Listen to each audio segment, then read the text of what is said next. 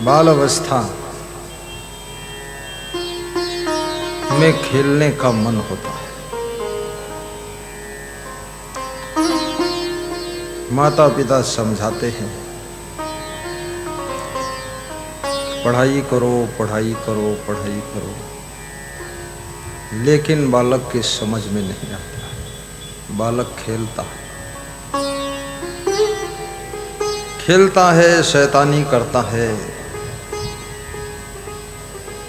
माँ बाप को परेशान कर देता है, कहीं बिजली के खंभे पर चढ़ता है, कहीं रेलिंग पर चढ़ के कूद जाता है,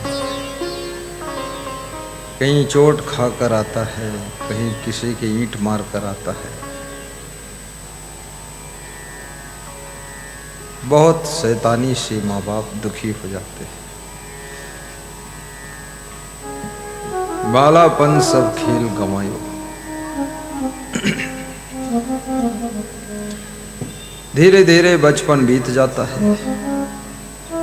युवावस्था आ जाती है, जवानी अवस्था आ जाती है। और जवानी अवस्था जब आती है तो जवानी एक आंधी तूफान जैसी अवस्था है, जोश भरी अवस्था है, शक्तिशाली अवस्था है। जवानी में गुस्सा भी बहुत आती है, अहंकार भी आता है, वासना भी बढ़ती है, क्रोध भी बढ़ता है। जवानी जोश खरोश में विषय भोगों के पीछे दौड़ते दौड़ते गुजर जाती है। विषयन भोगी भोगी दुख कीन्हा। जवानी में मनुष्य विषयांध हो जाता है, कामांध हो जाता है और संसार के भोगों को भोगने के लिए बहुत गलतियां भी करता है। लेकिन जिस जवानी के कारण गलतियां होती है वो जवानी भी एक दिन साथ छोड़कर चली जाती है। जवानी जब विदा होती है होगा बुढ़ापे का असर, धीरे धीरे वृद्धावस्था आ जाती है, शरीर कमजोर हो जाता है, मन में बहुत सी प्लानिंगें धरी रह जाती है, आशाओं का हुआ खात्मा, दिली तमन्ना धरी रही, और जब परदेसी हुआ रमाना प्यारी काया पड़ी रही। शरीर ढल गया, ढलता सूरज धीरे धीरे ढलता है, ढल जाएगा। अब ये शरीर ऐसा शरीर आपको मिला जो शरीर देवी देवता पाने के लिए इंतजार करते और उसी शरीर को तुम पा करके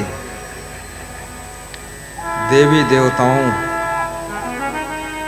को मनाने में पूरी जिंदगी गुजार देते हैं। देवी देवता सोचते हैं मैं मनुष्य का शरीर कब पाऊंगा, मुझे मनुष्य बनने का अवसर कब मिलेगा। और जो लोग मनुष्य बन चुके हैं, मनुष्य जीवन की महत्ता नहीं मालूम है, मनुष्य जीवन के मूल्य को समझते नहीं, वही लोग देवी देवताओं के सामने हाथ जोड़कर खड़े होते हैं, गिड़गिड़ाते हैं। 33 करोड़ देवी देवता हिंदू धर्म में,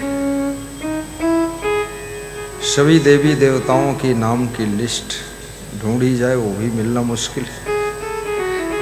और एक एक देवी देवता की पूजा सब करते हैं। कुल देवी कुल देवता सब देवी देवताओं का भी बंटवारा हुआ है। बहुत से देवी देवता तो किसी के हिस्से में ही नहीं है, वो बेचारे अकेले रह गए। उनकी कोई पूजा पाठ करने वाला ही नहीं। मैं हिमाचल गया था तो वहाँ पर भक्तों ने कहा यहाँ शिकारी देवी रहती है, चलो आपको वहाँ ले चलूँगा। पहाड़ों के ऊपर चोटी पर शिकारी माता का मंदिर था। तो वहाँ जब हम पहुँचे तो देखा कि 6-7 वहाँ के पुजारी गड़सा लेकर खड़े थे और बकरा का मूड़ काटकर देवी को चढ़ाते थे। 50 बकरे रोज काटे जाते थे और वे ब्राह्मण लोग पुजारी काटते भी थे और फिर बकरे का प्रसाद खाते भी थे। और शिकारी माता के मंदिर में सब खून खच्चड़ पड़ा था। तो साइड में दीवार थी, उधर पीछे मैंने झांका तो वहाँ सब मूड़ कटे पड़े थे। वहाँ कौवा, चील, गिद्ध सब नोच नोच कर खा रहे थे। मैंने उन ब्राह्मण पुजारियों से कहा कि तुम देवी देवता के नाम पर इतना पाप क्यों करते हो? ये कहाँ से शिकारी देवी खोज के लाए हो? तुम झूठी झूठी देवी देवता खोजते हो। देवी देवताओं को तुम पैदा करते हो। देवी दया की मूर्ति होती है। देवी शिकार नहीं करती है। किसी का शिकार हो रहा हो तो देवी उसकी रक्षा करती है। देवी शिकारी नहीं होती है। देवी शिकारी को भी कंट्रोल करने का काम करती है और शिकार को बचाती है। मंदिरों में जाकर देखिए, एक श्लोक लिखा रहता है, या देवी सर्वभूते शक्ति रूपेण संस्थिता नमस्तस्यै नमस्तस्यै नमस्तस्यै नमो नमः। मातृ रूपेण संस्था, शक्ति रूपेण संस्था, दया रूपेण संस्था, नमस्तस्यै नमस्तस्यै नमस्तस्यै नमो नमः। देवी दया का रूप, माँ का रूप, देवी शक्ति का रूप।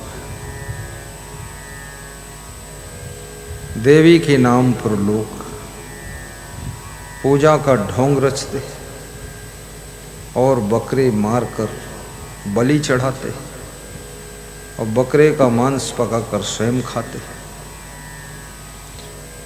बहुत आडंबर लोग कर रहे हैं। याद रखना, देवी दया की मूर्ति होती है।